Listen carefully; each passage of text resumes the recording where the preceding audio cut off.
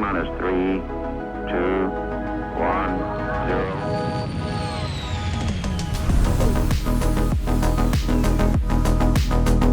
0. Hey folks, and welcome to another episode of the Launch Sequence Podcast. I'm your host, Space Tomato, and today I've got a returning guest today, a org wrangler and a runner of events, DTOX TV. How you doing, my friend?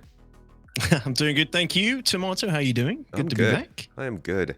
You know, I see you a lot around the community. You're so active. You do the you do some of the commentating for fight or flight, right? Yeah, Fight or Flight, Daymar Rally. Started Yeah. with Daymar Rally for Atmo Esports for, I think I've done three or 4 years now of the Daymar Rally, casting with Crucian Gaming, and Meyer and the team and Corsair and everything. And Fight or Flight, yeah, started, I think 2021, I think it started. Mhm. We had the invitational with the content creators, and then we did, Atmo Esports did the open tournament where people signed up, and then they fought through the brackets, and we declared a winner at the end. And both have been really cool. Enjoyed Yeah. both. I think they've been really good for the community. Yeah, they've been like just huge highlights. I mean, the Daymar Rally's always been a regular part of the game, but even the Fight or Flight, like it's really cool to see. We got companies like Toby and Game Glass who come Yeah. in here and like sponsor that and do giveaways for that, right? Yeah, I think it's really cool. They get on board and sponsor the tournaments and help Atmo Esports, provide incentives for people to take part. The Atmo Esports events are so big, so many people are involved in making it happen. Time, money. It's good that these sponsors come on board and help, relieve the pressure of some of those things, Yeah. to make it all go smoothly ultimately. It's crazy. It's so cool to see a game like Star Citizen, which I mean, you constantly are hearing jokes about how, oh, it's not a game yet, you can't do anything in it Yeah. yet, but you put together these massive events and It's they're successes. Yeah, it's not esports ready, right? It's not really esports ready, but it is competitive. There is a competitive aspect of Star Citizen, whether it's racing, whether it's PvP, dogfighting. There is room for competitive play, and it's entertaining to watch. There's enough features in the game. The fidelity is there. The immersion is high. It just creates a unique environment for people to watch and enjoy competitive esports, not necessarily strictly that are not necessarily strictly esport ready. Yeah. And it's great that Atmo Esports is already trying to bring that to Star Citizen. I mean, I'm all for it, and I'm glad to see it's just keeps getting better and better. It's definitely in its infancy still, as the whole game is. Mm. But Exactly. you've It's like go ahead. it's like moving along with the development of the game. They're both developing Yeah. alongside each other, and we're getting there. Yeah, I got to get Crucian and Meyer in for an episode too. Maybe I'll get all four of you together. We could talk Daymar Rally when that gets closer, because that'd be good fun. Yeah, that'd be good. Crucian would like that. Yeah, but you've gotten yourself into this area of like the group play, this central core group of big events going on with Star Citizen. A lot of how that goes down, and just recently you put out yet another video of one of the events that your own org does. So wanted to bring you in to talk about this kind of the group play in Star Citizen, how important and big a part it is, but also the flip side, and how likely this game is to be fun for a solo player, how much somebody who just jumps into the game on their own can actually experience these kinds of things. So thank you so much for joining me for that. And just to kind of get the introductions out of the way, because you've been on this show before. I mean, people should know who you are if you've been watching this podcast, as you should be. But for anybody who's new to the show, why don't you let them know, kind of besides the announcing, what else do you do in the community? Yeah, I mean, I've been streaming Star Citizen since late 2015, I would say. Part-time. I'm not like a full-time content creator. I've always done it as sort of my second job. I mean, it didn't start as a second job, but I started doing it as fun. It slowly became sort of my second. I consider it my second job, but I love doing it. I love creating content for Star Citizen. So I've been doing that for a while. I've been in the community for a long time, and it started out with the Arena Commander. You only had the Arena Commander module to jump in and PvP dogfight other players. But when the PU arrived, when we got the social module, we got the PU in its infancy, you could play with other players. I think it was like 25 players to begin with, or 24 players in the very beginning. Not a lot of people in one server, but Yeah. as soon as we could get people in to play together, I mean, my community would start coming in and playing with us, and we get into shenanigans and things. You just play the game as it's presented to us with the contracts and running them together. But after a while, that gets boring, and Mhm.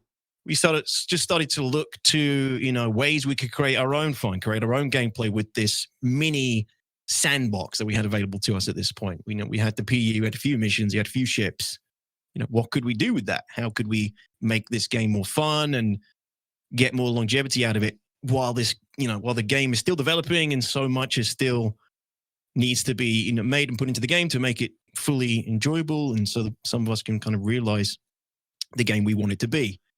So I used to just start getting people in from my community to begin with, and we'd make up little missions, little ops, and then play them together. And as the game has developed and gotten bigger, and we started to get planets introduced and ground vehicles and bigger multi-crew ships, the possibilities of what you can do with your friends and a few good ideas grew with it. So since then, I've basically just been kind of creating that kind of content, not as regularly as I'd like, because the game is still not the best game for doing stuff in a group. It's still very buggy. Yeah. It's still, we have patches where friends lists don't work, patches where you can't invite people to the party properly, you can't see party markers, all kinds of stuff that.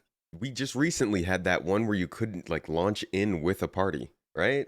Exactly. Crazy. Yeah. Exactly. So for somebody who likes doing stuff with my org now, it's like that is completely debilitating. It prevents that from being from me being able to do what I want to do and play the game how I usually like to play it with my org or against other orgs. So when it is okay, when it is working, we go for it. We put events together, we put ops together, we reach out to other orgs, we get them involved, we create an op for somebody to play against, and everyone involved gets to kind of experience the game on a whole other level, play it in a unique way that not most backers don't get to experience, because it does require, as you probably know, quite a lot of extra effort to create these experiences. Oh yeah.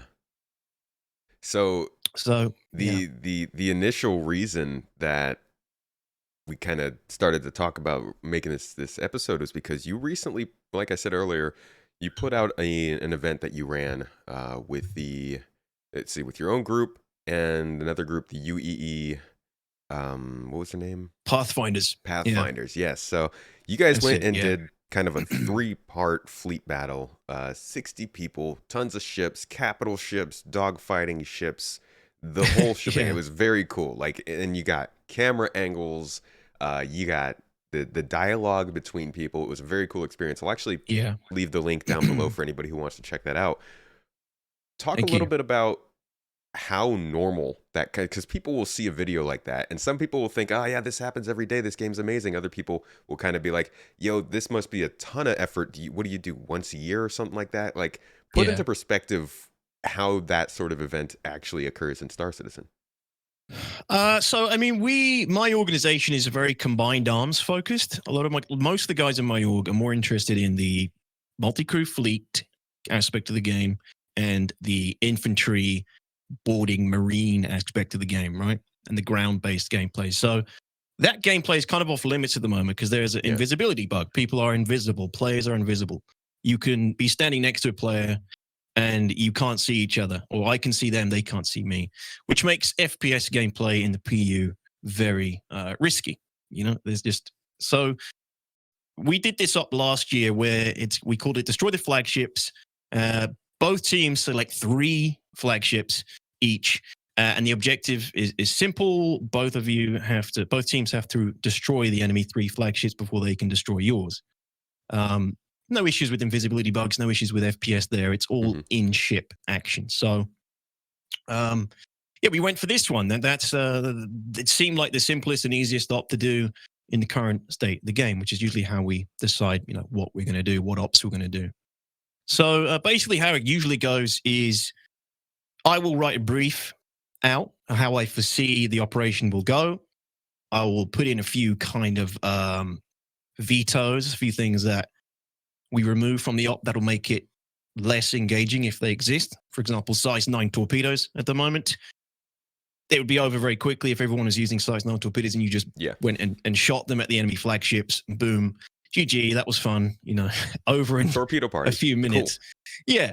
Yeah. So we said no torpedoes over the size 5. No ramming, obviously, because that would be kind of boring. We just start the game and everyone just rams into each other and removes each other's flagships as quickly as possible.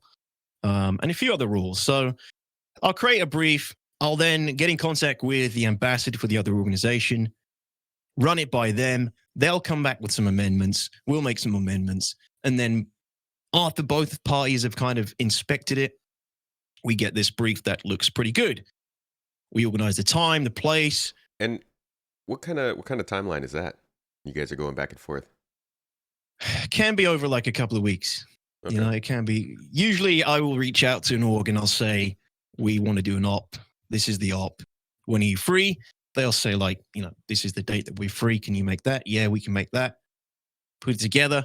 We get everybody kind of signed up to the event. Once everybody's signed up, we roster the people who have signed up into their positions for the op. So they know where they're going to be. They know what assets they're going to need to bring. They know what kind of prep they need to do. And then we get the date down, and then both orgs get together. We form up the party. We launch into the server and get the op going. We usually have a place to be, a start time that we aim for. Call it in chat. Once that start time's done, the fight begins, the battle begins, the op begins. And when it comes to getting into the game and like actually starting the event, because I mean, you and I both know there's a lot of time that goes into that. What does the actual day of look like? How compared to the actual start of the event, when do you guys start doing what you want to do? It's usually, we'll say kind of like 7:30, 7 p.m. UTC, which is kind of prime time for me and my org.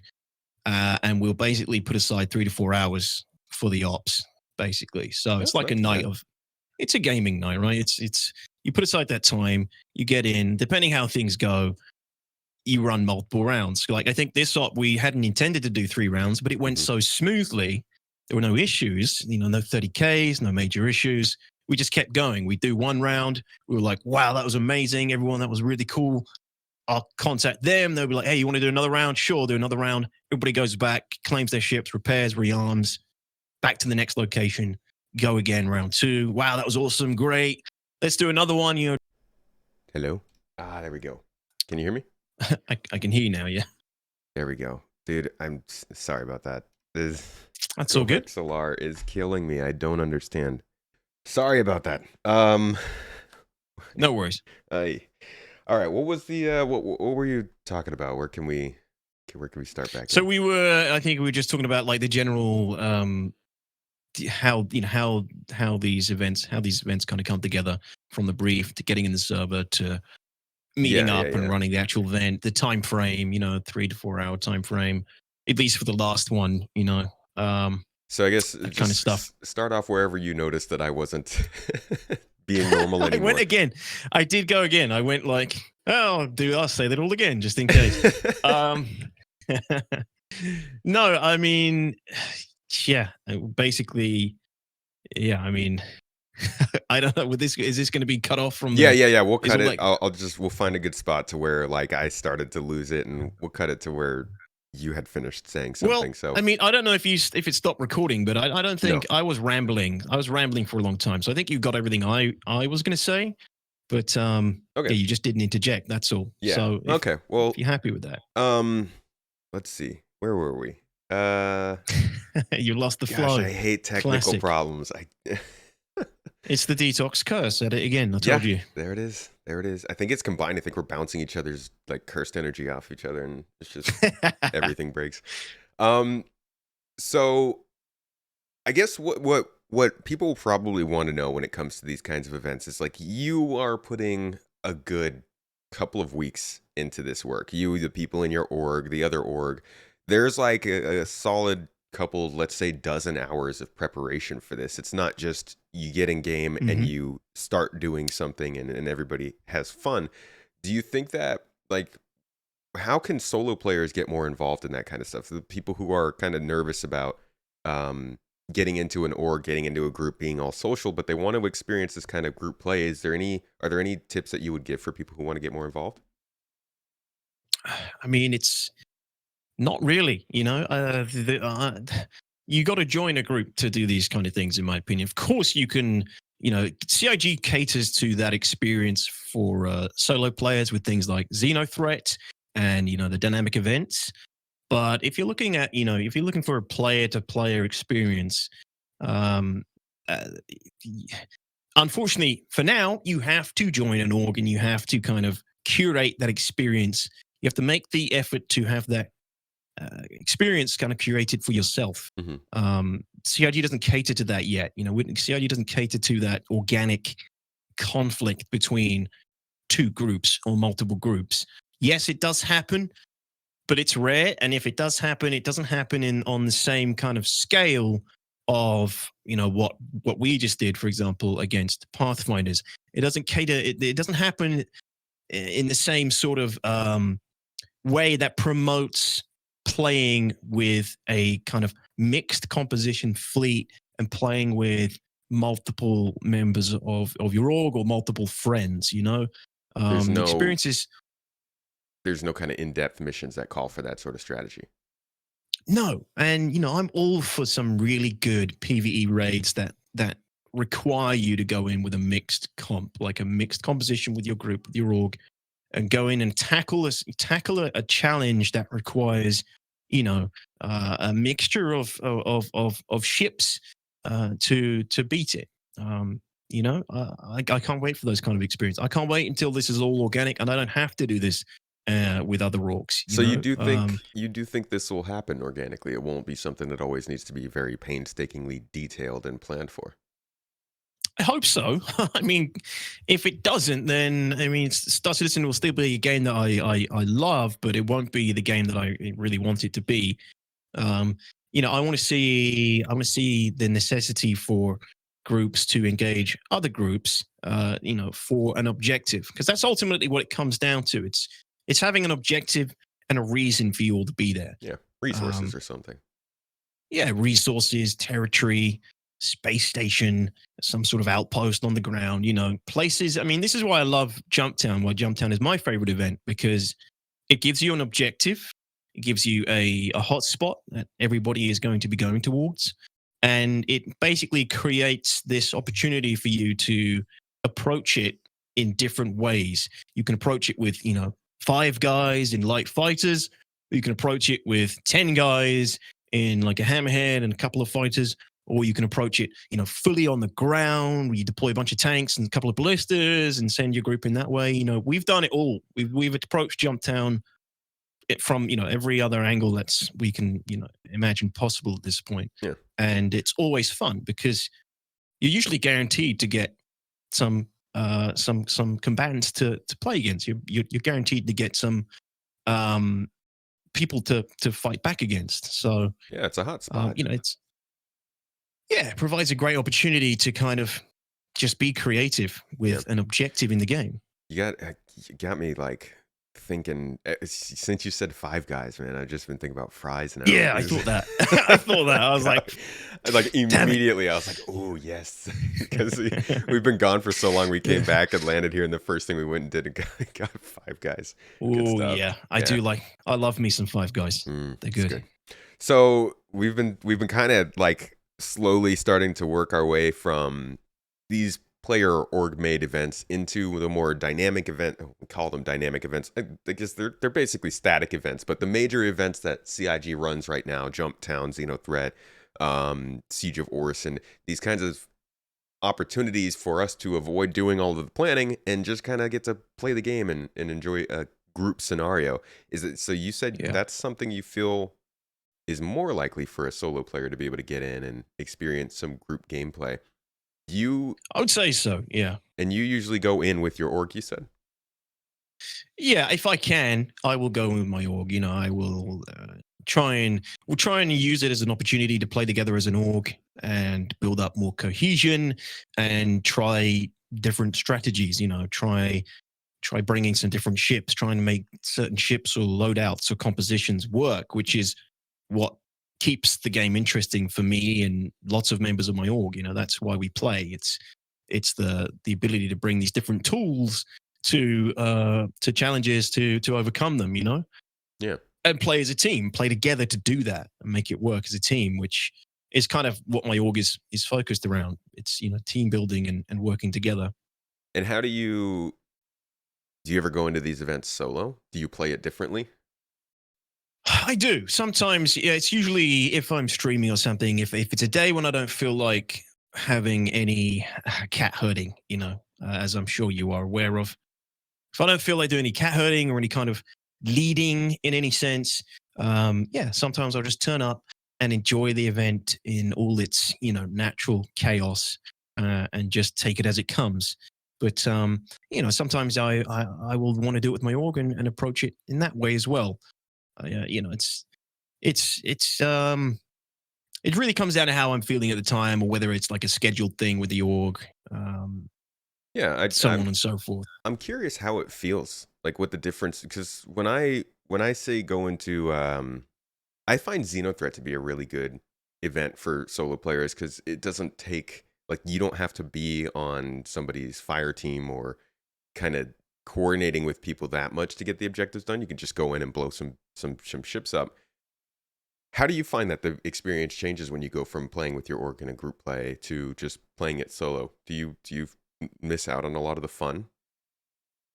Um, yeah, I mean, I agree with you about Xenothreat. It's great for just jumping in and playing with, you know, what they call pugs in MMOs, right? Pickup groups. You just play with a bunch of people that you just met, Hmm. make some new friends, meet some new people, learn some new things, and just approach it on your own and yeah, do it your own way. I think it's great. Nothing wrong with that at all. If I'm doing it with my org, it changes it in the way that, you know, it just makes it feel like you are all working together more cohesively to achieve the objective and do it more efficiently. Um, which, you know, sometimes might not be as fun. You know, it might be less fun to do it that way. It's clean. It's like everybody's, you know, there's a sort of chain of command. It's clean. People are following orders to some degree, and you're all working together as a machine to get the objective done nice and cleanly. Um, when you go in on your own, it's a little bit more chaotic. It's a little bit unpredictable, and you know you get that experience playing it solo versus, you know, playing with a group. Um, you know, there's pros and cons. If you're playing it solo, you are going to be sort of um, less likely to have any kind of control of how the whole thing pans out. You know, if it starts to go terribly wrong, what can you do about it Yeah. if you're not in communication with everybody else there? You know, if you're playing with a group, it's you have more control there, but it might be less fun. It might be less room for something crazy or organic to happen when you're playing it in a group. So there's pros and cons of both, Yeah, it's I would definitely say. trade-offs. I gotta say, man, the I would probably play this game a lot more if it was easier to kind of organically group up with people. Like the voice over IP is kind of dodgy.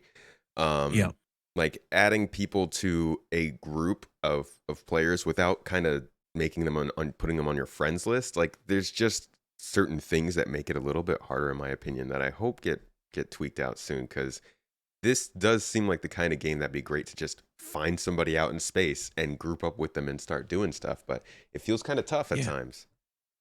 yeah. It's everything's against you. And that is one of the big blockers for me when it comes to playing this game and creating the kind of content I want to make is so much is against you playing with other people. It is oftentimes and most of the time much easier to go and play on your own, whether you're PvPing or running PvE missions, you know, it'd probably be quicker and more efficient to do it on your own, Yeah. unless it's one of those like big dynamic events or something. Yeah. When it comes to the gameplay going forward, there's a lot of discussion and pushback, I think, from either side, from people who really enjoy playing MMOs solo, which is a more and more popular thing now. I think it was like somebody was talking about how Final Fantasy feels kind of like an RPG that's just multiplayer, like other people are around, but you're basically doing a lot of stuff solo. And then there's like the people who want to be in groups and doing group content, multi-crew, multi-ship, multi-crew kind of stuff with ships. Do you think that there should be gameplay that's kind of unachievable if you're out there trying to do things solo? Like, is that something that you want to see Star Citizen focus on making sure is a thing, or is that unfair in your opinion? No, I mean, uh, tough. It's a good question. I mean, it's an MMO at the end of the day, right? Massively multiplayer online doesn't Mhm. necessarily mean you have to play with everyone every other player that's online. Yeah. But I think a game like Star Citizen is definitely geared towards a group experience. Um, it obviously does cater to solo play. They obviously want to cater to solo players when it comes to allowing you to hire NPC crew and use AI blades and things to man other parts of your ships. But ultimately, if you're bringing a multi-crew ship out, you are probably going to want to have one or two other players on that ship helping you run it. As we've seen where they're taking multi-crew gameplay, where they're taking the resource system, all that. I think you're going to be essentially creating you're going to be playing the game sort of on hard mode if you're taking out multi-crew ships and flying them on your own. Yeah. It's a hard question to answer because there's so many aspects of the game that yes, you can do it solo, but it probably would be better with another player. Yeah.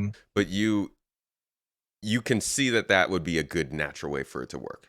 Like you can do the things that you want to do in the game solo, but like you're going to be a little bit handicapped. Yes, I think it's like it's the same sort of notion of the risk. It's the risk reward notion of Star Citizen that, in my opinion, makes it interesting. Yeah. It's like you could stay in the safe systems and do everything in the safe systems. You're hauling, you're trading, your contracts, but it's probably more lucrative to go to the less safe systems and do things out there than if you just stayed in the safe system. So I think the same kind of thing applies to doing it with a crew in a sense. Like, yes, you could probably do these things on your own, might be more reward for you, but it'll be more difficult to do it that way. Mm-hmm. I think, yeah, ultimately the game is being geared towards a group experience. But there's nothing stopping you from doing it on your own. It just, some things are going to be much more difficult to do on your own. Yeah. And I think it's going to be an interesting balance of like, there's multiplayer in the aspect that you need to have a friend on your ship with you that you like know and talk to, versus the multiplayer aspect of, say, you finished mining and now you're just dropping it off with some random like expanse floating out in space. You don't know the person, you're not playing with them, but you still have to interact with other people because they're the ones providing the services. And I don't know like what a good balance would be there, but I definitely think that latter one is necessary. Like, if you're doing something, other people should be involved in some way. Yeah, it's we still don't really know how CIG sees it either, right? Because they're always saying that the nine NPCs to every player, aren't they? Like they're saying 9 AI. They want nine AI to every player Yeah. or whatever. I guess like your question about how they could approach that. I think if I understand what you're saying correctly, things like the reputation system is going to make it a little bit easier to play with strangers, isn't it? When it comes to hiring somebody to do something for you, like I don't know, like you said, take a saddlebag or something from your prospector and take it somewhere and refine it, or just come and help you crew a ship. I think that's where the reputation system is going to have to come in, where you will put out a contract. You're a solo player, but you want to go and do this today. You want to take a mole out, and you want like 2 guys to mine to man the laser beams, Yeah. the mining beams. you'll put out a contract and people will respond to that, hopefully, and then you'll be able to kind of assess the people who've responded to it and see what their reputation looks like, and have a little bit more faith that the people that you're playing with randomly are going to be able to kind of fulfill that job and fulfill that role, and give you that experience of playing with a group without having to go through the efforts of getting that ready beforehand. Weeding people out, yeah, that's Yeah.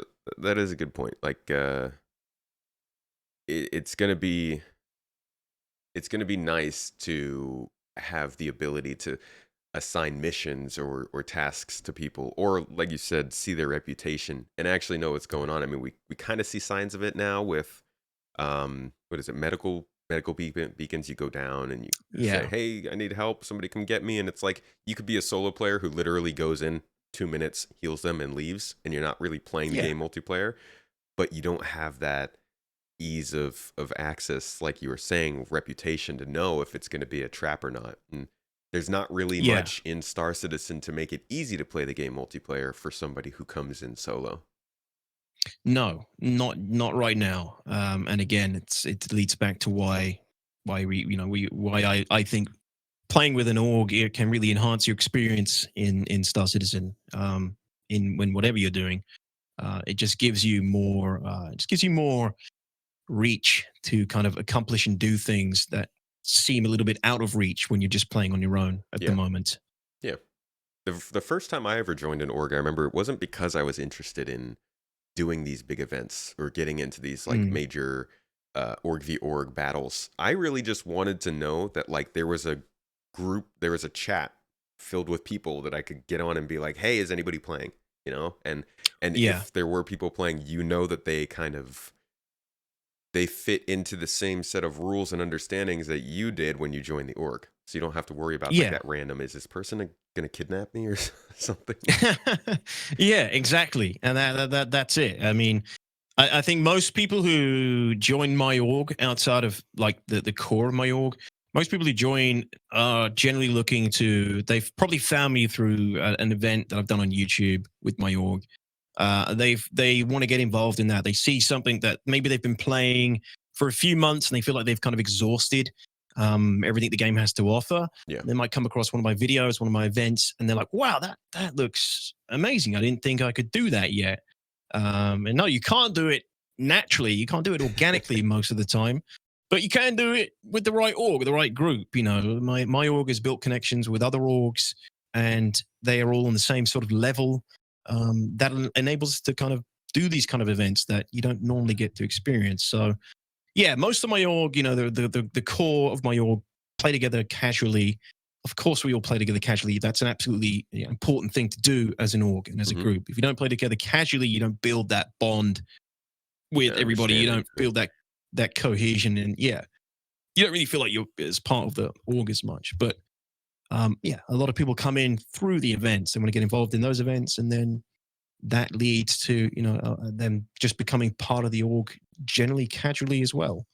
Do you notice when people do jump in because they've seen a YouTube video and they're like, oh yeah, I didn't know you could do this in the game, and then they get in with you and realize like you can't actually do it in the game, it takes a lot of planning and stuff? Do you notice a lot of people fall off after they realize that? Yeah, definitely. There's definitely people who, they think they think it all just comes together easily. And the leadership in my org make as much effort as we can to keep that aspect of the planning and everything away from, the members of the org. Because, it can be stressful. It can be difficult sometimes to get these things together. From their point of view, usually, the event will be scheduled. There'll be a roster. There'll be a brief. And they take part and they don't see all the stuff that goes on behind the scenes. Right. But from sort of the leadership's perspective, myself and the other leaders in my org, we see all that, what happens behind the scenes. And these are guys who I know are dedicated and they understand what it takes. And, I couldn't do it without them as well. So, it takes a good team. It takes a good team to make these kind of things happen. And they're not like crazy difficult. The biggest thing is a lot of orgs will try and do these kind of events. They'll try and do these operations and they'll make them way too complicated. They'll make them way too convoluted. There'll be multiple objectives. there are multiple locations. And if there's anything I've learned over the years, it's if you're going to do these events and these operations, you've got to keep them simple.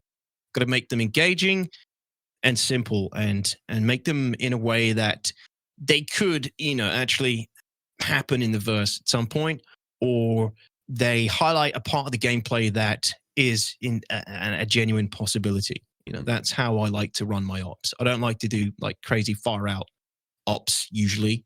I try to do ops that are more realistic in the sense of what I hope Star Citizen can become, and what everyone else wants to kind of experience. So yeah, keep it simple is the biggest thing I'm going to say. Yeah, if you're it's doing big always- events, that's the killer. That's the killer way to go. I mean, Yeah. it always proves true with so many things. Keep it simple, stupid. yeah, it's such a good mantra to live by Yeah. in everything. Especially, gosh, If with you Star can. Citizen, it's like something as simple as putting a gun on a weapon rack could end the whole event. Like, yeah, keep it simple. Exactly. Yeah. So- or using a med bed or something. Oh gosh, or anything. Just like Yeah. It's- hair trigger this game. Yeah. So- Tell me about it. We've been talking about a lot of battles, and honestly, that's even Star Citizen, even this company themselves, CIG, likes to advertise the most pedestrian of ships in combat. Like the medical Pisces came out the other day, and one of the concept images is of it, guns blazing going into battle. Like everybody is very centered around combat in Star Citizen right now, because that's just kind of what is the most available type of gameplay. But as we go further with the game and things get more and more progressed, they're going to start to bring in things like Death of a Spaceman. They're going to start to, at some point, make insurance start working. Ships aren't going to want to be lost as much. People aren't going to want to die and lose their inventory. How do you see the events starting to change as people don't want to just throw themselves into a fleet battle anymore? Yeah, I mean, that's a good question. It's definitely already, affecting things. The inventory system was a big one. Before the inventory system came out, we were all like, oh boy, this is going to make ops difficult. Every time in an op, especially in our combined arms ops, when you're doing FPS stuff, you can die like 5 to 10 times, and that means 5 to 10 times of re-equipping guns, re-equipping armor, re-equipping med pens, re-equipping med gun. Everything you need to be an effective operative in FPS, whether it's planetside or on a station. If you die and respawn, you're going to have to do that all over again constantly. So the inventory system was a big worry, but also we all wanted it in, obviously, because it makes the game much more intriguing, engaging. So we kind of planned that we introduced like quartermasters to the org when the infantry system came around. And these are people who are happy to do it. This is like a bad job, man. I don't know how they do it. Thank God they do it. But like when there's a new patch, we send them like a ton of money, and they will go and collect up like all the org armor, all the org assets, like weapons. That's a good standard idea. issue weapons. So we have like standard issue weapons in the org that we recommend people use. For multiple reasons, maybe they're really good gun, or they're easy to find, easily accessible. And then the quartermaster will go out and get all those guns. They'll get a ton of org armor sets and just a load of like, redundancy in terms of equipment, so that when we do big events, the quartermasters will turn up and they will like dispense equipment to people who either don't have it or people who have lost it during the op, and keep people topped up. But we encourage everybody to look after their own stuff, because it's unfair to rely on the quartermasters and rely on the org to keep you kitted up and stuff. But yeah, I mean, inventory system definitely slowed down the amount of ops we do. Slowed down the amount of people who, some people who usually would have been down for ops were a little bit more resilient, like, yeah, man, I don't know if I want to screw around with infantry too much today for that. And, that introduced some issues. But onto your question, probably about like Death of a Spaceman and stuff. Yeah, those things are going to be big blockers, and hopefully by that point we don't need to do these anymore. Hopefully we won't need to run as many ops like this. So they'll be for real at that point, I hope. My what I want to see is I want to be able to just plan something with my org that we're going to go here and do this. That's the objective, complete the objective, everybody comes home safe Yeah. kind of thing, And if there is I another don't, org there, you're ready. yeah, exactly. And that's why we do these ops. That's the whole reason we do these events and these ops. It's to prepare us for these events actually just happening organically in the future, Right. and they help us understand the game on a totally different level. When you see all these different ships interacting with each other on such a large scale, you get a better perspective of how the game is currently playing out and how it might play out in the future. Well, let's dive deeper into that scenario then that you're setting up. The golden org gameplay, we'll say in the future. You guys need to produce something, right? And you're looking for a specific resource. So you got a moon in a system that have that resource that needs to be mined. You guys have to go in, set up an outpost, clear out the area, make sure it's safe. You get into this mission where there are going to be enemies out there. There's a chance of death. It's going to be a long-term thing. You're going to have to set up a base. Do you feel like Star Citizen, again, considering like the death of a spaceman, considering how risky it is to die or how long these things could take, do you see it being a realistic thing that orgs can go do for, say, 2 weeks at a time, getting a base up and running like that, having the risk of people dying and all that kind of stuff? What, like having to like protect something for prolonged periods of time? Yeah. Do you think Is people that will what you mean? be interested in that with the risk of losing all of their own stuff? Yeah, I think that's what a lot of people. I think that it's a really good question because we haven't really faced that yet, right? We don't know. We're The great seeing it now unknown.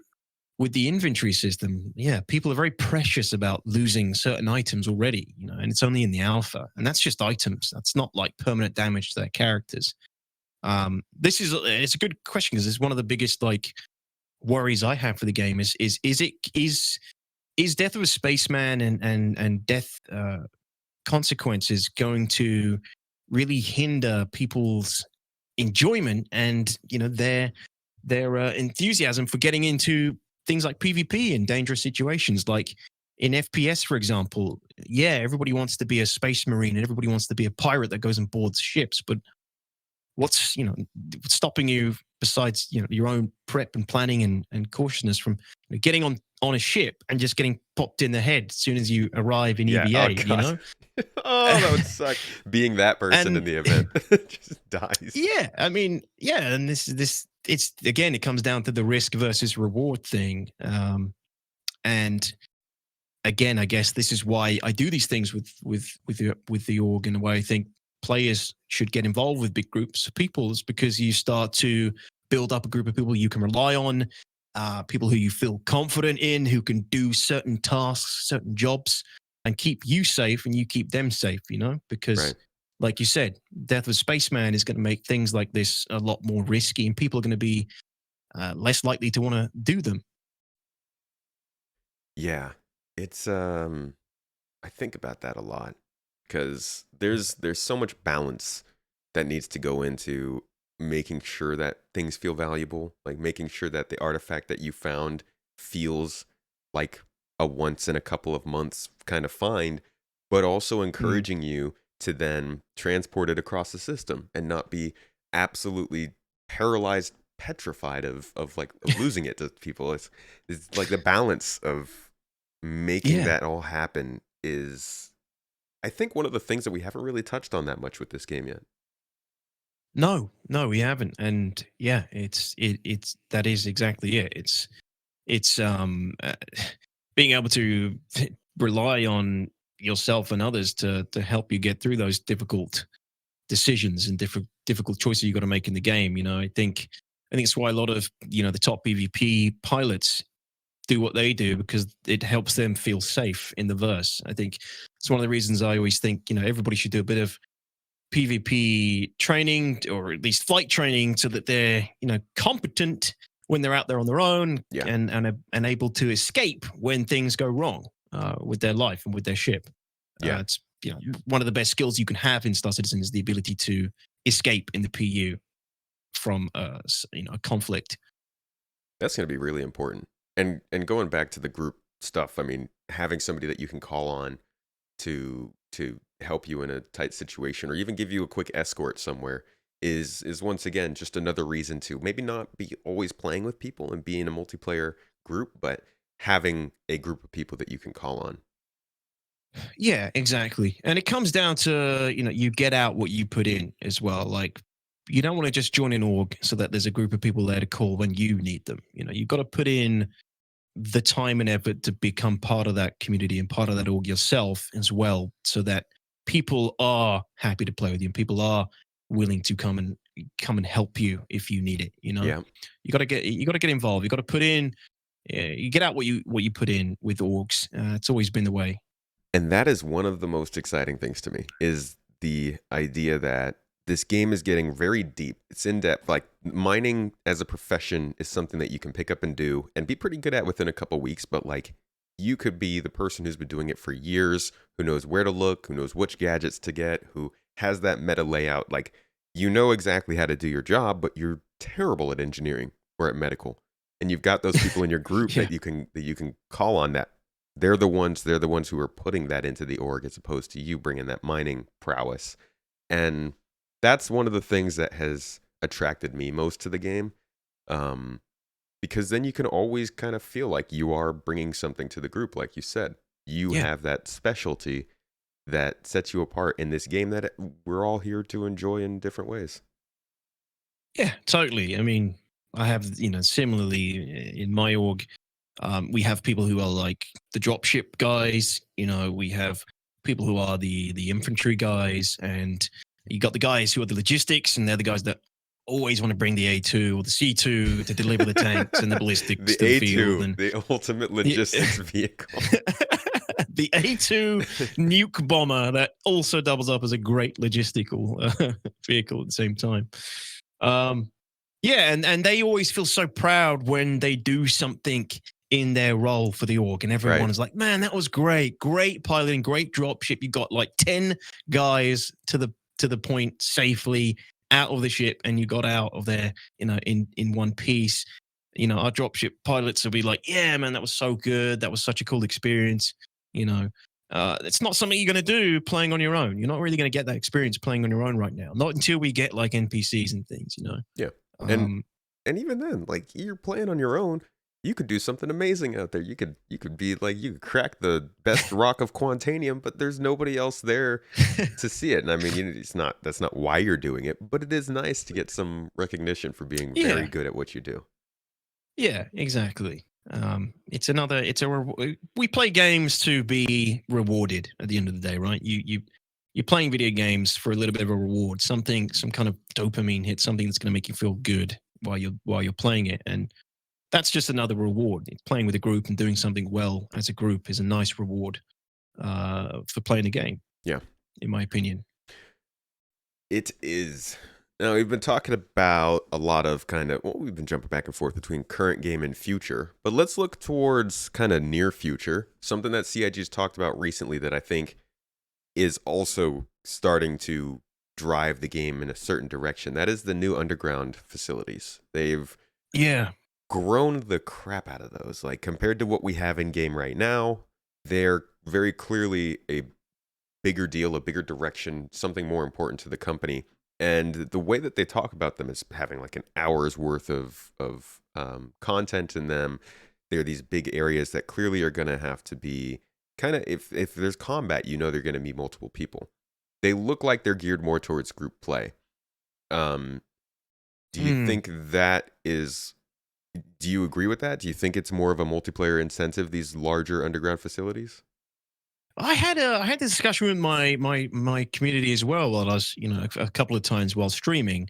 And when they showed them off at CitizenCon, I was still not 100% sure exactly what they want to do with these places. And I kind of asked my community, and they gave me their opinions. And my opinion is, yeah, they basically look like big theme park hubs to me. It looks like CIG is trying to consolidate a lot of planetary gameplay in these big bunker hubs.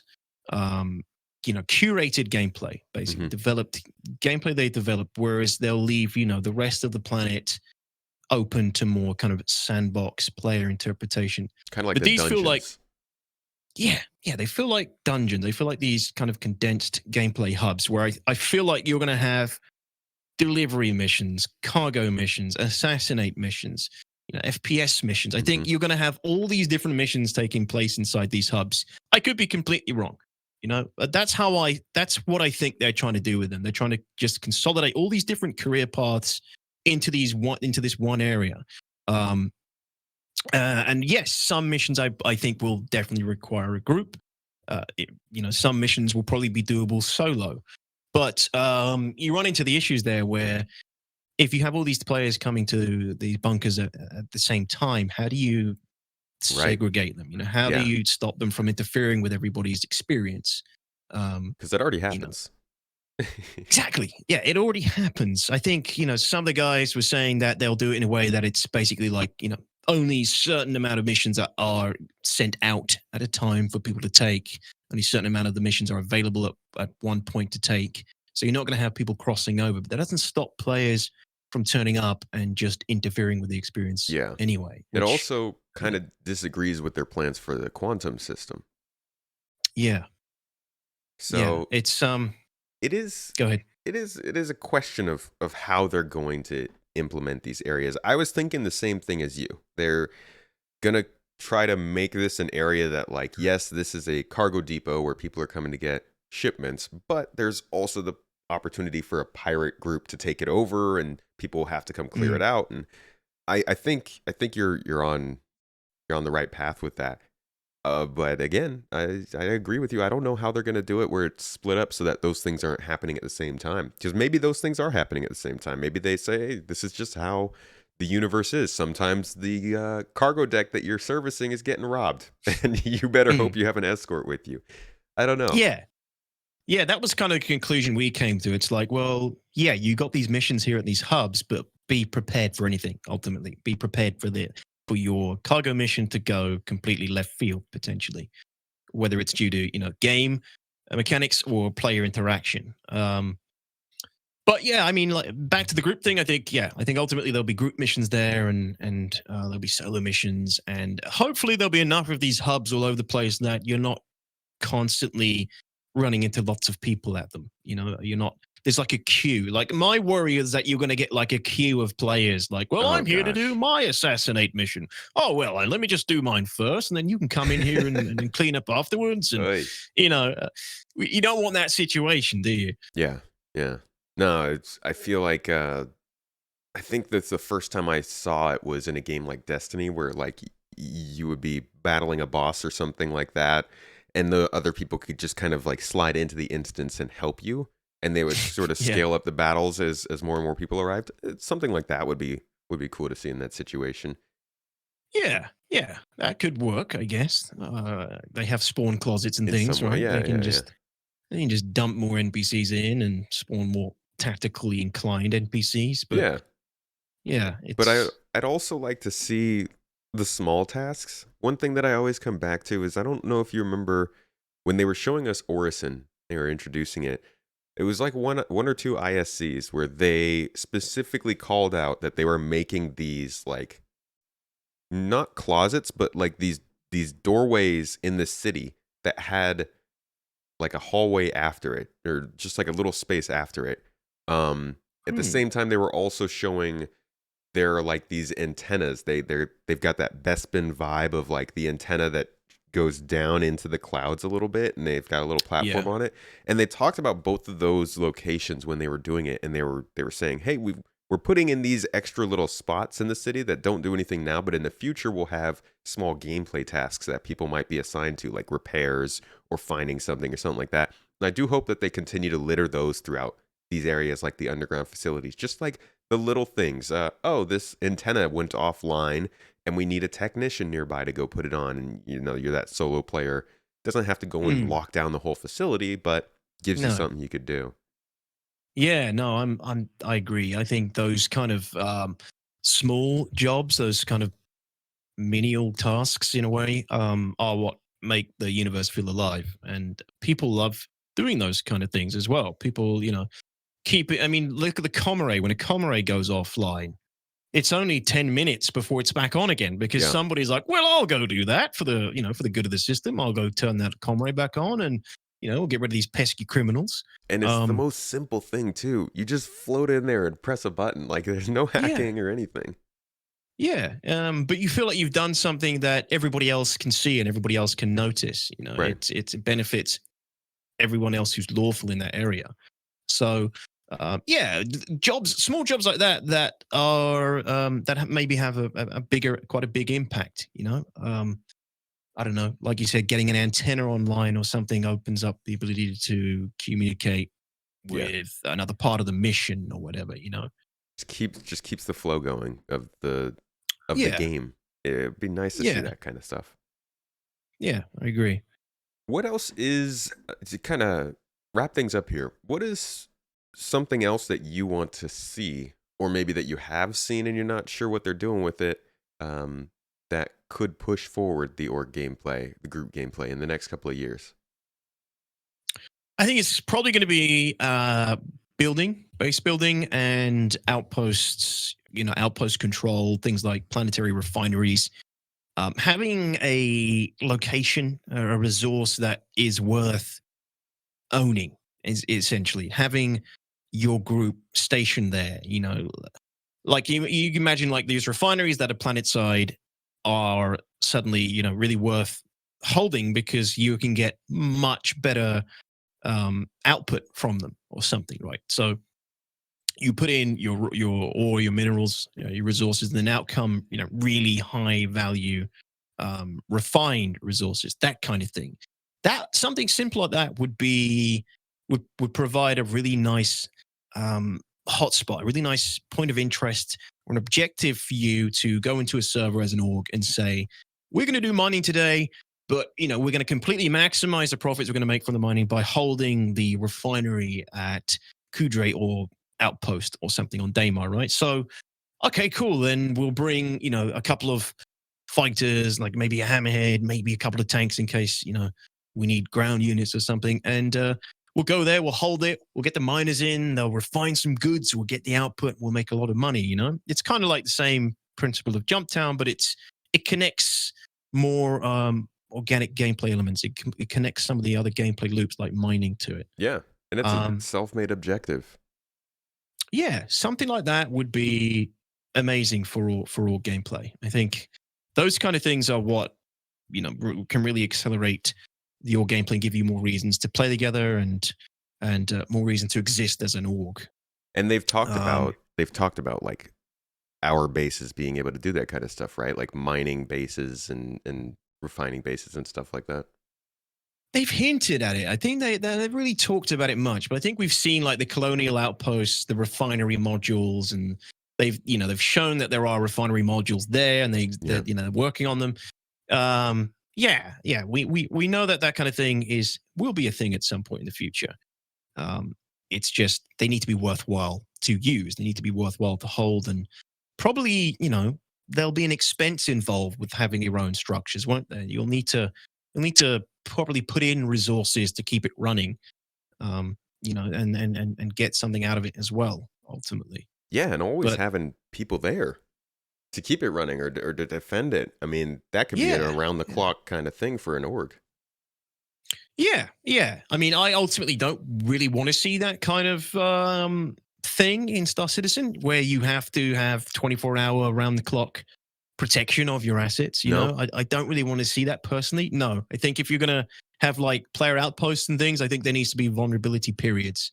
I think there needs to be like periods of time where this station or this outpost is vulnerable and can be attacked and destroyed. I don't want to see situations where it's like Rust, where you log off for the night and you come back in the morning and everything you built is gone. It's a tough one because I don't know how CIG could ever approach that, but I have a few ideas. But whether it ever goes that way or not, who knows? But yeah, I think in order to keep it just fun for everybody in a game like this, I think when it comes to player base building, I don't know if they should always be vulnerable. Maybe it depends on where you build them. Maybe if you build them in like low sec space, there. Yeah, I think that could definitely add to it. Yeah.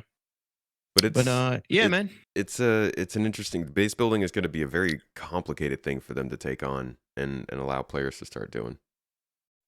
very complicated. I mean, when you throw in shards and everything as well, like, if I build a refinery on shard, 42 and you're on shard 43, are you even going to see that refinery? Who's going to see, obviously we don't know 100% how the entire server meshing thing is going to pan out and how we're all going to play together in this big universe, but it's looking a lot like shards. Yeah, And it's how they're going to approach that with base building, I don't know. big questions around that for sure. That's a Big questions. yeah, base building is going to be a big part of this game. I think it's going to be one of the biggest things that this game has to offer when it eventually does. Like nobody even thinks about it now, right? We're all thinking about how spaceships fly together, how does like mining work, like what is how many outposts are on this moon. But when base building becomes a thing, that's just going to completely change people's incentive of playing this game, and it's going to be important how they go about it. Mm-hmm. Yeah, it's quite a lot of people own Pioneers. Those things sell out Yeah. quick during IAE. So Oh boy, probably more people than need to, but we'll get to that definitely. at some point.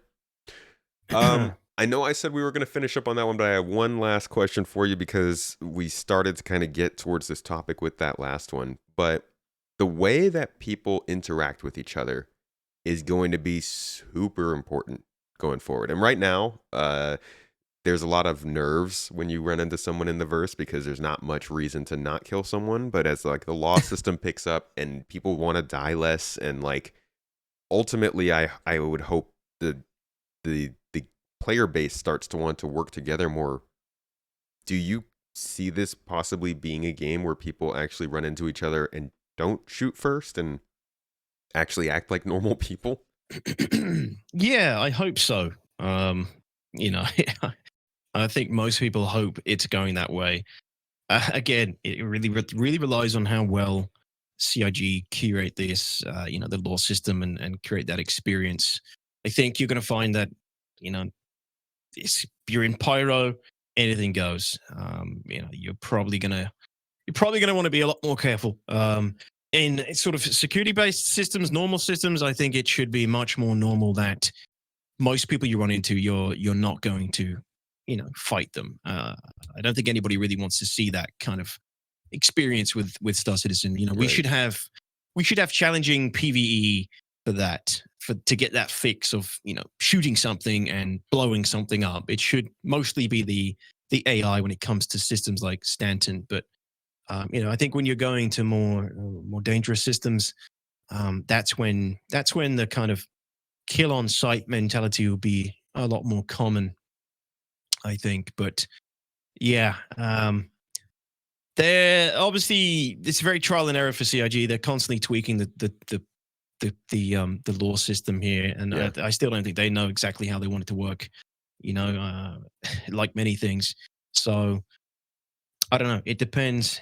Yeah, it really depends on how they curate that experience. Yeah, it will. And also how we as the community, I think ultimately it'll be important, like the law system, but when it comes down to it, you want to see people standing up for folks. If somebody gets attacked and the entire local population turns against the person doing the attacking, that would hopefully be that deterrent, that continuously happens and teaches people, hey, nobody's going to be on your side if you're doing that. Like, cut that out in these areas.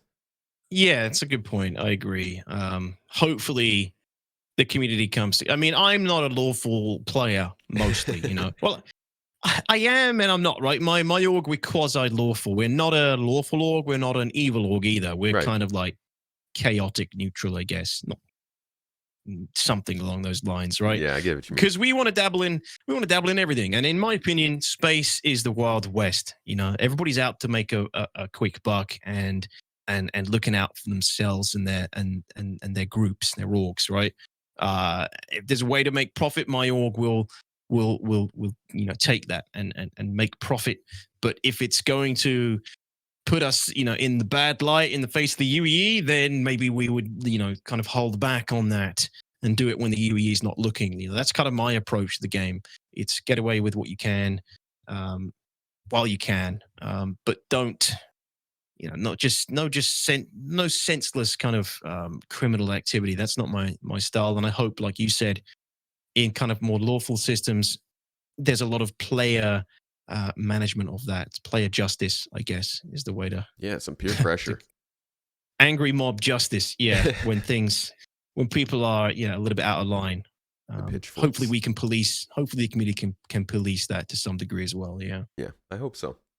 Well, DTOX, thank you so much for joining me today to talk about the struggle of solo players, or maybe the triumph of solo players in such a multiplayer focused game. I think it's a good topic to talk about, and even though it is multiplayer focused, clearly, as we've mentioned today, like, you can jump in as a solo player and you can have a good amount of fun, you can make some friends, and you can just have somebody to have your back. But this was a great talk, and I'd like to thank you one more time for coming in and give you the chance to let everybody know where they might be able to find some of your content.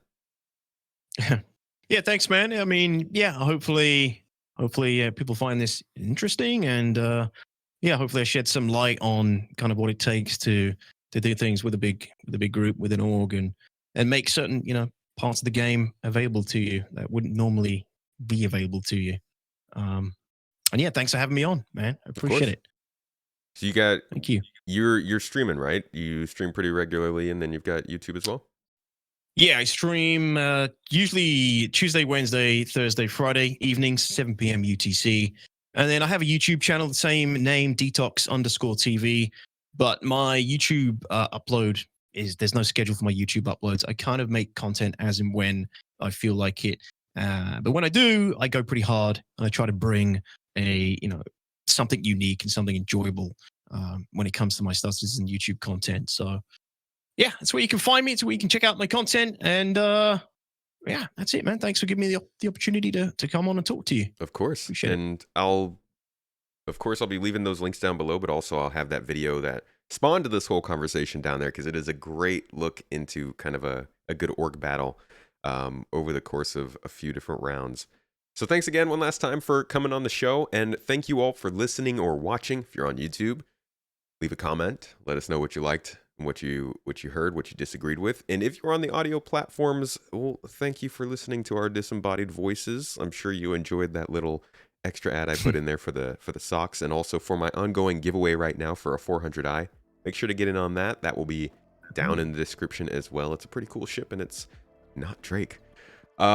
It is a good But also, if you would like to check these shows out, watch them live, ask some questions of the guests, or just be more involved in the community, you can always become a supporter and get exclusive videos every month, as well as a chance to sit in on these podcasts live. So check that out as well if you would like to. But I've been your host, Space Tomato. One last time, a big thanks to DTOX TV for joining me for this one, and I will see you all next week.